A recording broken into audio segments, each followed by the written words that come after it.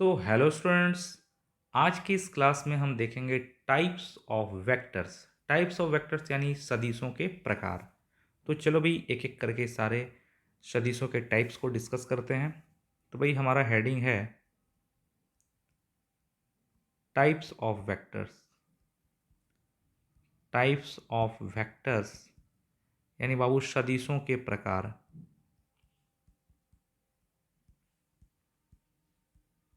बाबू हम लोग देखा जाए तो वैसे सदिश तो बहुत सारे टाइप्स के होते हैं।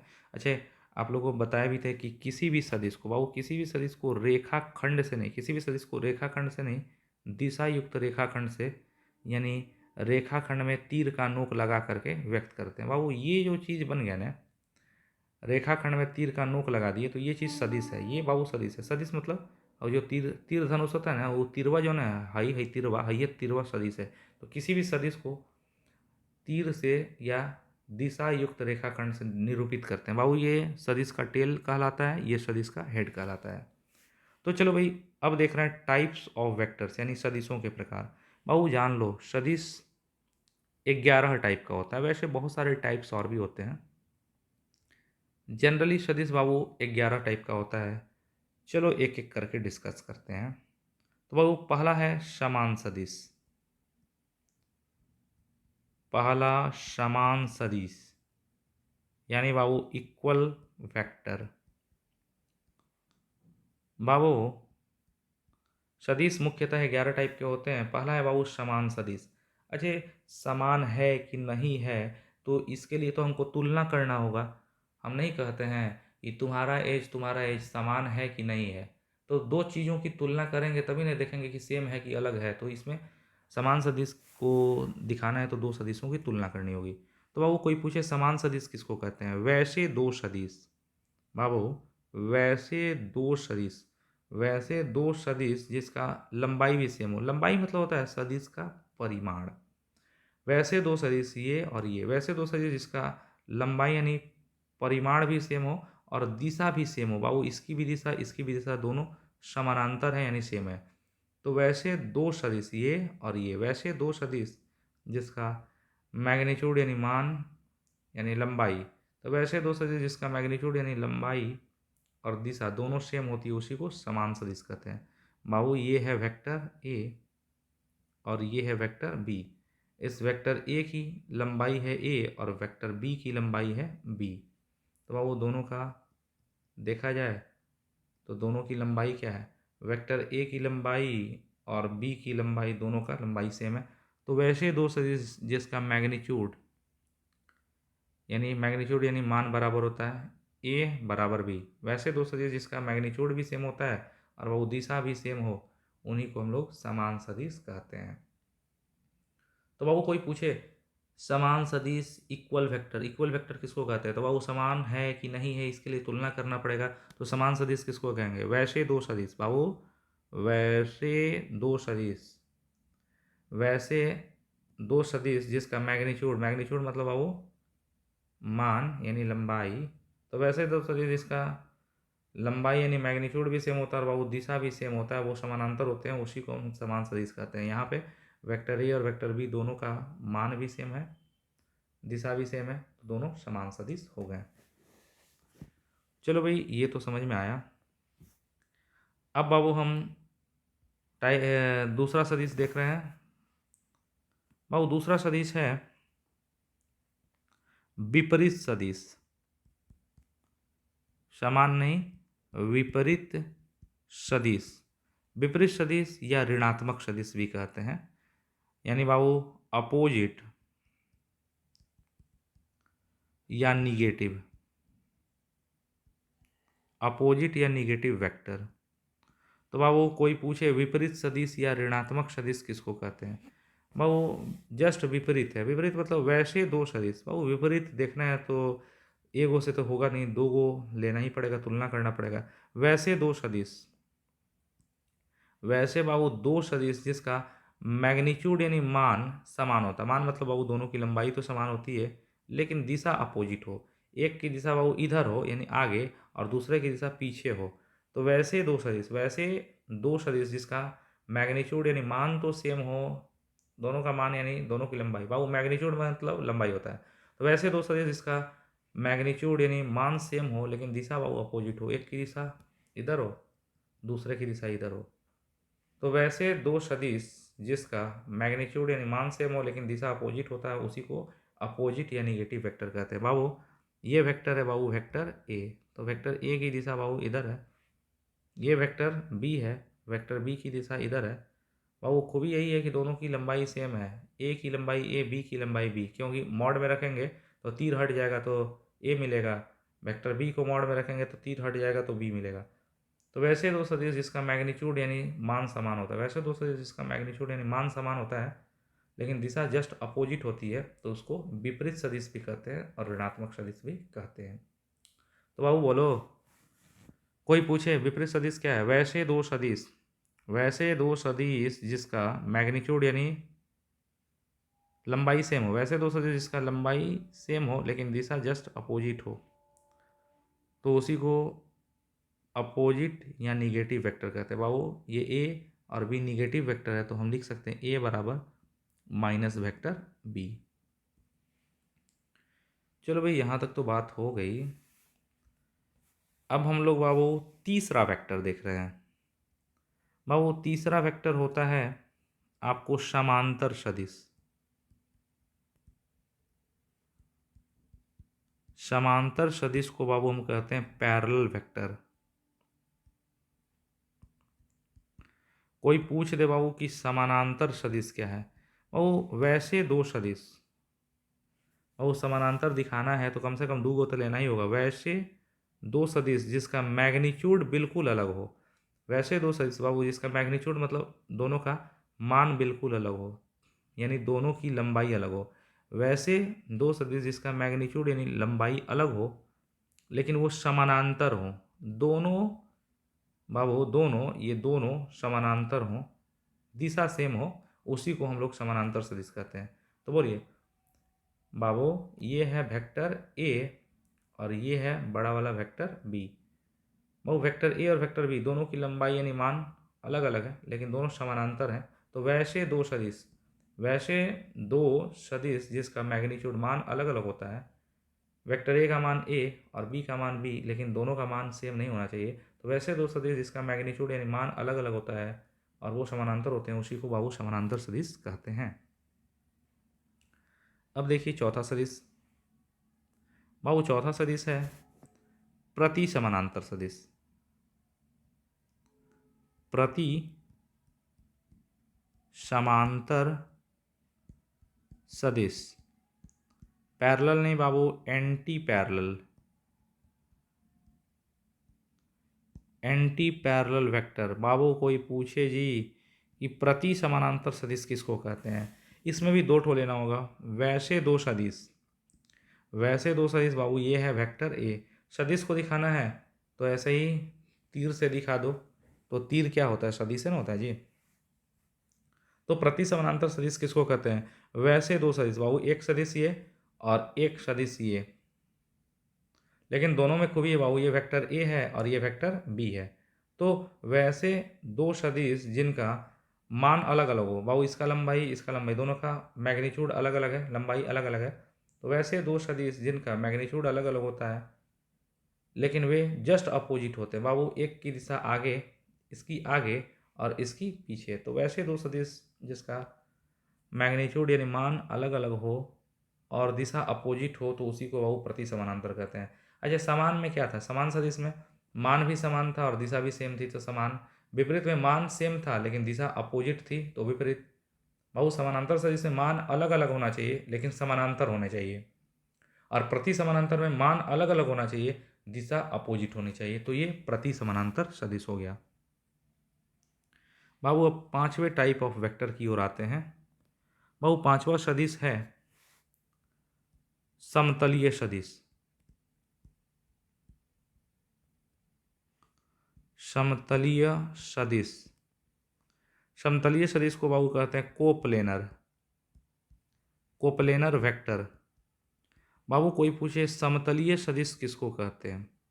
समतलीय सदिश नाम से ही पता चल रहा है समतलीय, यानी वैसे सभी सदिश जो एक ही तल में होते हैं या एक ही तल में लाए जा सकते हैं, उन्हीं को समतलीय सदिश कहते हैं। बाबू बताओ, ये देखो बाबू, ये एक तल है, एक तल है, तल मतलब प्लेन है, एगो कागज़ के पेपर है ना जी, कागज़ का पन्ना है, एक तल है, ये एक तल हो गया बाबू। इस तल में एक सदिश है वेक्टर ए, इस तल में दूसरा सदिश है वेक्टर बी, इस तल में तीसरा सदिश है भाई वेक्टर सी। तो बोलो, कह रहा है कि वैसे सभी सदिश, वैसे सभी सदिश, ये vector A, vector B, vector C, वैसे सभी सदिश जो एक ही तल में होते हैं, वैसे सभी सदिश जो एक ही तल में होते हैं या एक ही तल में लाए जा सकते हैं, उसी को समतलीय सदिश कहते हैं। बाबू यहाँ पे आप देख रहे हो कि ये वाला है बाबू वेक्टर ए, ये वेक्टर ए है, ये वाला है बाबू वेक्टर बी, और ये वाला है वेक्टर सी। तो तीनों सदिश वेक्टर ए, वेक्टर बी और वेक्टर सी तीनों एक ही तल में है, इसी तल में है, तो ये समतलीय है। तो वैसे सभी सदिश जो एक ही तल में होते हैं, वेक्टर ए बी सी, वैसे सभी सदिश जो एक ही तल में होते हैं या एक ही तल में लाए जा सकते हैं। देखो कैसे बाबू, ये एक तल है, अब इसी के समानांतर एगो दूसरा तल खींच रहे हैं नीचे, इसी के समानांतर बिल्कुल पैरेलल में एक नीचे तल खींचे बाबू, ये है प्लेन नंबर 1 और ये तल नंबर 2, प्लेन नंबर 2। तो बाबू इस तल में प्लेन 1 में ए बी और सी तीन गो वेक्टर है, और इस प्लेन 2 में वेक्टर है वेक्टर डी। बाबू अगर ये दोनों तल समानांतर है, ये और ये दोनों तल समानांतर है, तो इस वेक्टर डी को हम लोग समानांतर खिसका करके वेक्टर डी को, इस वेक्टर डी को पैरेलल खिसका के ऐसे ऐसे पैरेलल खिसका के इस तल में नहीं ला सकते हैं, इस तल में भी तो ले आ सकते हैं, क्योंकि दोनों तल पैरेलल हैं। तो ये वेक्टर डी है, ये अगर डी वेक्टर है तो ये वाला भी क्या होगा, वेक्टर डी। तो इस तल का भी सदिश बाबू इस ऊपर के तल में आ जाएगा, प्लेन 2 का भी वेक्टर प्लेन 1 में आ जाएगा। तो वैसे सभी सदिश जो एक ही तल में होते हैं, वैसे सभी सदिश जो एक ही तल में होते हैं या एक तल में लाए जा सकते हैं, अगर ये दोनों पैरेलल प्लेन है, समानांतर तल है बाबू, तो इस तल का सभी सदिश इस तल में समानांतर खिसका के लाया जा सकता है। तो ये ए बी सी और वेक्टर डी ये चारों समतलीय होंगे। तो वैसे सभी सदिश जो एक ही तल में होते हैं या एक ही तल में लाए जा सकते हैं, उन्हीं को समतलीय सदिश कहते हैं। तो भाई चलो 5 नंबर वेक्टर हो गया समतलीय सदिश। भाई अब अगर हम देखें तो छठा नंबर बाबू, छठा वेक्टर है समप्रारंभिक सदिश। समप्रारंभिक सदिश, समप्रारंभिक सदिश को कहते हैं बाबू को इनिशियल वेक्टर। कोई पूछे बाबू समप्रारंभिक सदिश किसको कहते हैं, वैसे सभी सदिश जिनका प्रारंभिक बिंदु एक ही हो।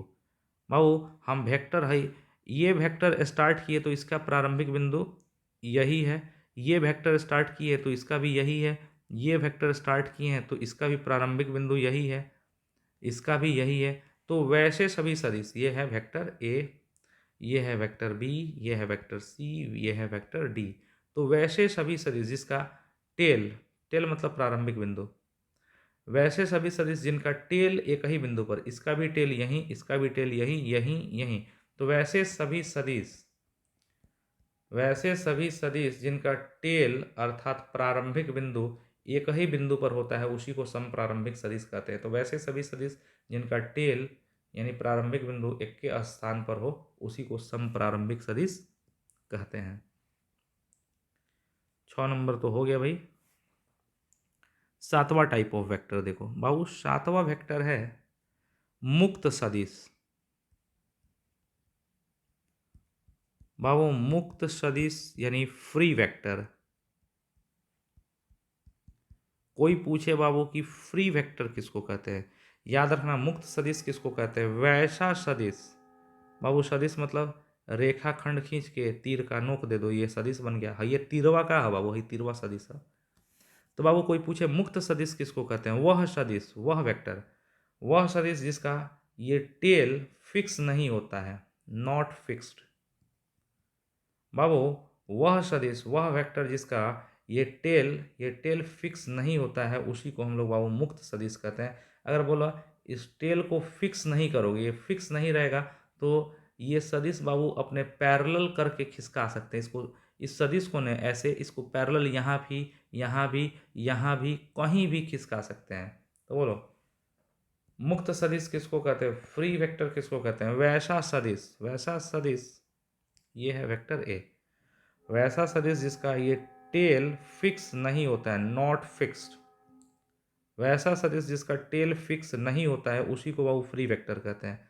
इसका टेल अगर फिक्स नहीं है तो इसको समानांतर रख करके, इसी को समानांतर रख के यहाँ भी खिसका सकते हैं।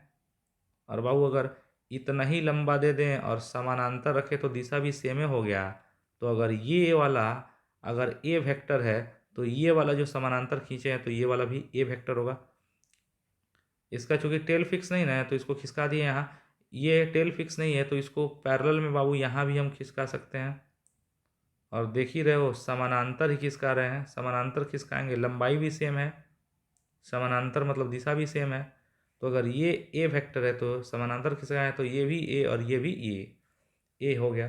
तो बोलो वह सदिश जिसका टेल फिक्स नहीं होता है, वह सदिश जिसका टेल फिक्स नहीं होता है उसी को वो फ्री वेक्टर कहते हैं। और फ्री वेक्टर में खूबी होती है बाबू कि इसको समानांतर रखते हुए इधर उधर इधर कहीं भी खिसका सकते हैं।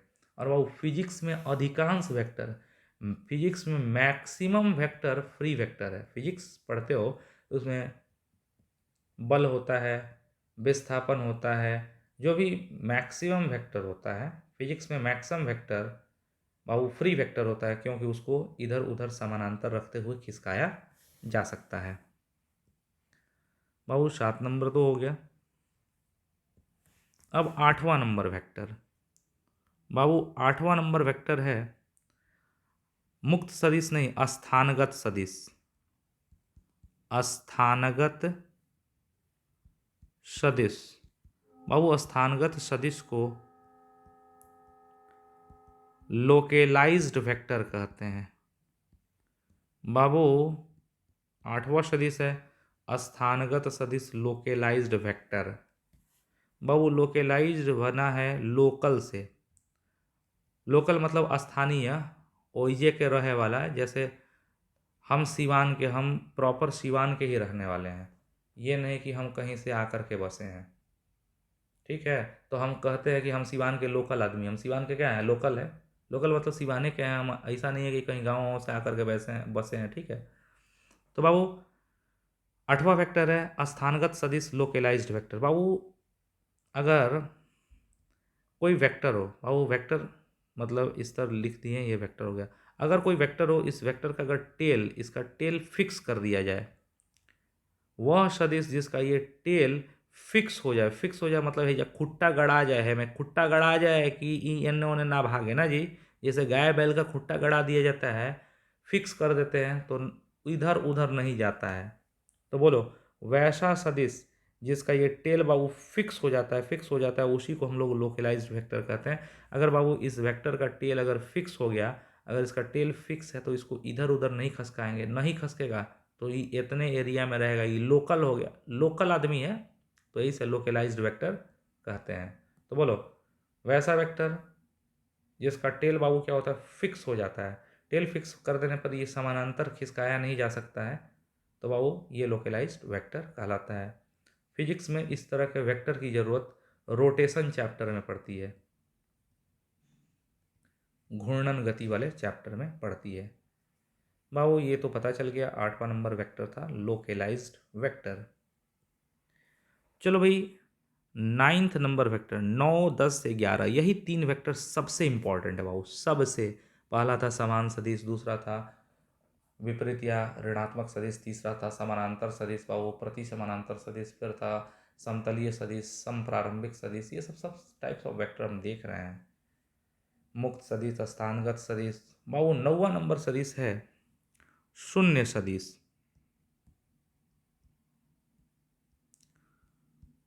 9 नंबर वेक्टर बाबू शून्य सदिश, शून्य सदिश को कहते हैं जीरो वेक्टर।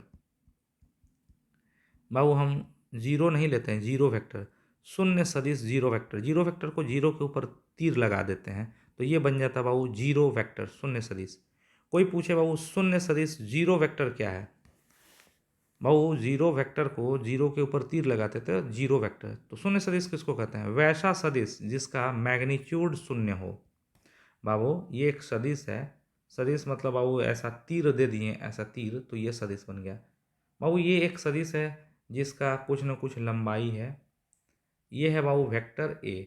इस वेक्टर ए में मान है, मान लंबाई से दिखा है ना जी, ज़्यादा लंबा है। बाबू ये वेक्टर ए है, वेक्टर ए का मैग्नीट्यूड यानी मान ज़्यादा है। ये बाबू वेक्टर बी हो गया, इस वेक्टर बी का मान इससे कम हो गया। ये वेक्टर सी है, इसका मान और भी कम हो गया। ये वेक्टर डी है, इसका मान और भी कम हो गया।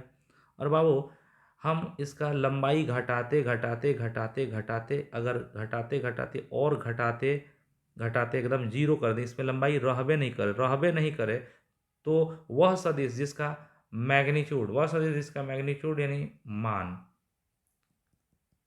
मान यानी लंबाई, वह सदिश जिसका मैग्नीट्यूड बाबू ये जो मान है वो मान जीरो होता है, घटते घटते इसका मान सबसे ज़्यादा, इसका कम कम कम कम, और इसका घट करके जीरो। तो वैसा सदिश जिसका मैग्नीट्यूड यानी लंबाई जीरो होती है बाबू, जब अगर इसकी लंबाई नहीं होगी, इसमें तनको ये रेखा नहीं होगा, तो इसकी दिशा इधर होगी कि इधर होगी कि इधर होगी कि इधर होगी, दिशा निश्चित नहीं रह पाएगी। तो वह सदिश जिसका मैग्नीट्यूड यानी लंबाई जीरो होता है, वह सदिश, हई देखा, हई सदिश के वेक्टर ए का मैग्नीट्यूड ज़्यादा है, इसका कम है, इसका कम है, इसका कम है, इसका कम है, और इसका जीरो है। तो वह सदिश इसका मैग्नीट्यूड यानी लंबाई बाबू जीरो होता है। वह सदिश इसका मैग्नीट्यूड यानी लंबाई बाबू जीरो होता है, और जीरो होने से दिशा अनिश्चित होती है, अनिश्चित होती है, उसी को शून्य सदिश कहते हैं। तो वह सदिश जिसका मैग्नीट्यूड यानी मान जीरो होता है और दिशा अनिश्चित हो जाती है, उसी को बाबू हम लोग जीरो वेक्टर कहते हैं। जीरो वेक्टर को जीरो के ऊपर तीर लगा देते हैं, जीरो वेक्टर है। अच्छा भाई, जीरो वेक्टर का एग्जाम्पल अगर दें तो क्या कर सकते हैं बाबू? पटरी पर कोई ट्रेन खड़ा हो, रेलवे के पटरी पर कोई अगर ट्रेन खड़ा हो और ट्रेन रुका हो, तो ट्रेन का वेग सदिश जीरो सदिश होता है। क्यों जी? क्योंकि हमको पता है कि पटरी पर ट्रेन खड़ी है और ट्रेन का इंजन जिधर होगा, ट्रेन अगर चलेगी तो किधर बढ़ेगी? आगे ही बढ़ेगी। तो ट्रेन का वेग भले जीरो है, लेकिन बाबू अगर पटरी पर कोई ट्रेन खड़ी हो, तो उसका वेग सदिश जीरो वेक्टर होता है। वेग सदिश जीरो वेक्टर इसलिए होता है, जीरो में भी उसमें दिशा होती है। वेग भले ट्रेन खड़ी है, लेकिन उसमें उसके वेग जीरो है, लेकिन वो जीरो वेक्टर है, क्योंकि हमको पता है कि अगर वो चलेगी तो सिर्फ आगे ही बढ़ेगी। मतलब जनरली चांस यही है कि आगे बढ़ेगी। तो ट्रेन का जो वेग सदिश है वो जीरो सदिश है, क्योंकि पता है कि हाँ वो अगर बढ़ेगी तो आगे ही बढ़ेगी। अच्छा बाबू, जीरो वेक्टर का कॉन्सेप्ट क्यों लाया गया? बाबू किसी भी वेक्टर में अगर हम उसी के निगेटिव को जोड़ दें, कोई वेक्टर है, कोई वेक्टर में, जैसे बाबू तुमको पता है किसी वेक्टर में हम दूसरे वेक्टर को जोड़ते हैं तो तीसरा वेक्टर मिलता है, ए प्लस बी बराबर सी या आर। एक वेक्टर में दूसरा वेक्टर जोड़ते हैं तो तीसरा चीज़ वेक्टर ही मिलता है। तो उसी तरह अगर वेक्टर में, किसी वेक्टर में उसी के निगेटिव को जोड़े, किसी वेक्टर में उसी के निगेटिव को जोड़े, तो वो प्लस ए और माइनस ए कट करके जीरो। लेकिन वेक्टर में वेक्टर जुड़ता है तो तीसरा चीज़ वेक्टर ही होता है, तो जीरो नहीं लिखते हैं, जीरो वेक्टर। तो वो जीरो वेक्टर का कॉन्सेप्ट इसलिए आया क्योंकि किसी वेक्टर में दूसरा वेक्टर जोड़ते हैं तो वेक्टर ही मिलता है। उसी तरह अगर किसी वेक्टर में उसी के निगेटिव को जोड़ेंगे तो हमको जीरो नहीं मिलना चाहिए, जीरो वेक्टर मिलना चाहिए, इसीलिए जीरो वेक्टर के कॉन्सेप्ट को लाया गया। तो बाबू कोई पूछे शून्य सदिश किसको कहते हैं? Zero vector. वह सदिश जिसका मैग्नीट्यूड यानी लंबाई जीरो होता है और दिशा अनिश्चित होती है। दिशा अनिश्चित मतलब अनिश्चित या अनिर्धार्य होती है, उसी को हम लोग जीरो वेक्टर कहते हैं। वह सदिश जिसका मैग्नीट्यूड जीरो होता है और दिशा अनिश्चित हो, उसी को जीरो वेक्टर कहते हैं। जीरो वेक्टर को बाबू जीरो के ऊपर तीर लगा करके व्यक्त किया जाता है। बहुत अच्छा भाई, 9 नंबर हो गया। अब बाबू 10वां नंबर, 10वां नंबर वेक्टर अगर देखें तो बाबू 10वां है एकांक सदिश। एकांक सदिश यानी बाबू इसको कहते हैं यूनिट वेक्टर।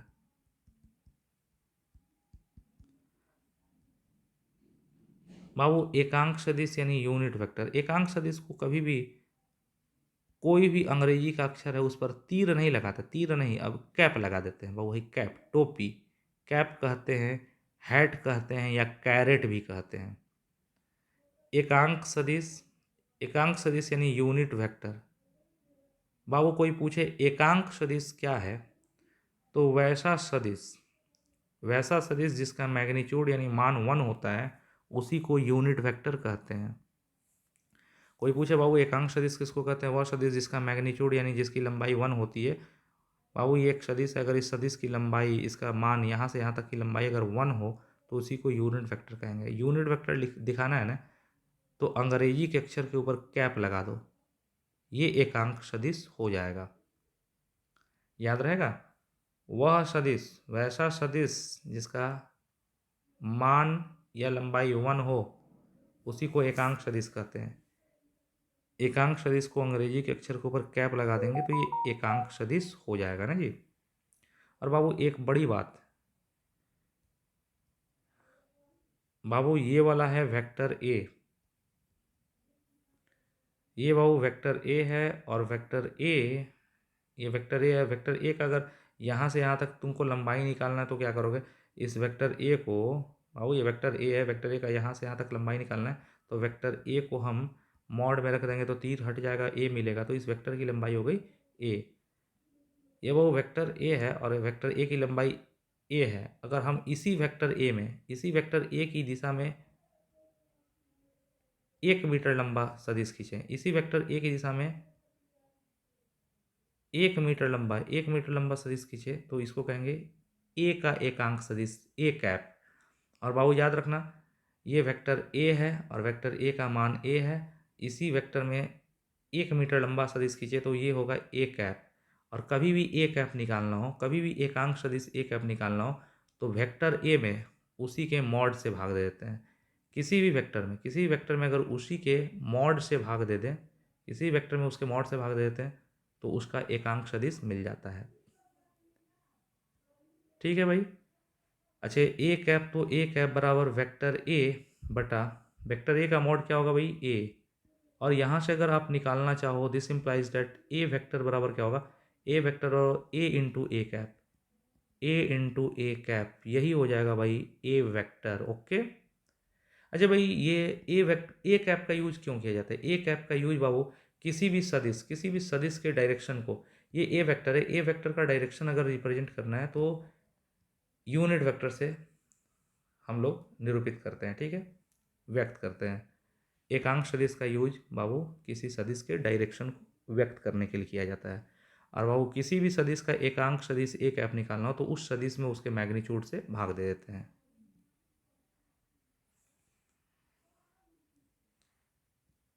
तो चलो भाई, अब हम देखेंगे लास्ट टाइप ऑफ वेक्टर। और बाबू लास्ट टाइप ऑफ वेक्टर है समकोणिक एकांक सदिश। भाई समकोणिक एकांक सदिश, समकोणिक एकांक सदिश को बाबू कहते हैं हम लोग रेक्टेंगुलर यूनिट वेक्टर। बाबू नाम से ही पता चल रहा है समकोणिक एकांक सदिश, यानी जो होंगे एकांक सदिश वो 90-90 पर होंगे। और समकोणिक एकांक सदिश रेक्टेंगुलर यूनिट वेक्टर, समकोणिक एकांक सदिश तीन गो है, आई कैप, जे कैप और के कैप। बाबू आई कैप, जे कैप, के कैप, इसी को समकोणिक एकांक सदिश कहते हैं। आई कैप एक्स अक्ष में है, जे कैप वाई अक्ष में है और के कैप जेड अक्ष में है। जान लो, दुनिया के सब लोग दुनिया के सब लोग एक साथ सम्मति से, बाबू ये अपना एक्स एक्सिस है, ये अपना वाई एक्सिस है, ये एक्स और ये वाई, और जेड अक्ष बाबू ऐसे हमने बना दिया, जेड अक्ष एक्स वाई और जेड तीनों एक दूसरे के लंबवत हैं। लंबवत मतलब एक्स और वाई के बीच का कोण 90 है, वाई और जेड के बीच का भी कोण 90, और जेड और एक्स के बीच का भी कोण क्या है, 90।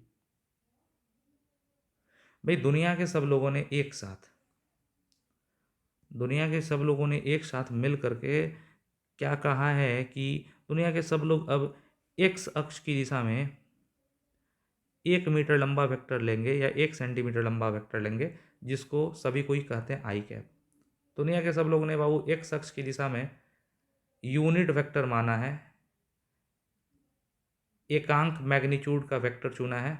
दुनिया के सब लोग एक्स अक्ष में यूनिट वेक्टर लेते हैं बाबू आई कैप, वाई अक्ष में यूनिट वेक्टर लेते हैं जे कैप, जेड अक्ष में यूनिट वेक्टर लेते हैं के कैप। तो बाबू दुनिया के सब लोग ये आई कैप एकांक सदिश है, इसका मान 1 है, जे कैप भी 1 और के कैप का भी मान 1। तो दुनिया के सब लोगों ने बाबू एक्स अक्ष की दिशा में एकांक सदिश चुना है आई कैप को, एकांक है इसीलिए कैप लगा दिए हैं।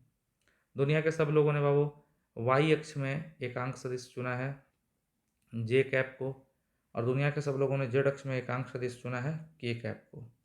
और बाबू ये आई कैप, जे कैप और के कैप एक्स वाई और जेड अक्ष में है, और इसी को कहते हैं आई जे के को समकोणिक के एकांक सदिश, क्योंकि सबके बीच का कोण 90 डिग्री होता है। तो दुनिया के सभी लोगों ने एक्स वाई और जेड अक्ष की दिशा में एकांक सदिश आई कैप, जे कैप और के कैप को चुन लिया है, इसी को समकोणिक एकांक सदिश कहते हैं। बाबू अगर आई कैप एकांक सदिश है तो आई कैप का मॉड निकालोगे तो 1, एकांक है, एकांक की लंबाई 1 होते। जे कैप यूनिट वेक्टर है, इसका भी मॉड 1, के कैप का भी मॉड 1। तो भाई ये थे टाइप्स ऑफ वेक्टर के बारे में वो बात। तो यहाँ तक सारी बातें क्लियर हो जाती हैं टाइप्स ऑफ वेक्टर के लिए। Okay, thank you, good night, जय हिंद।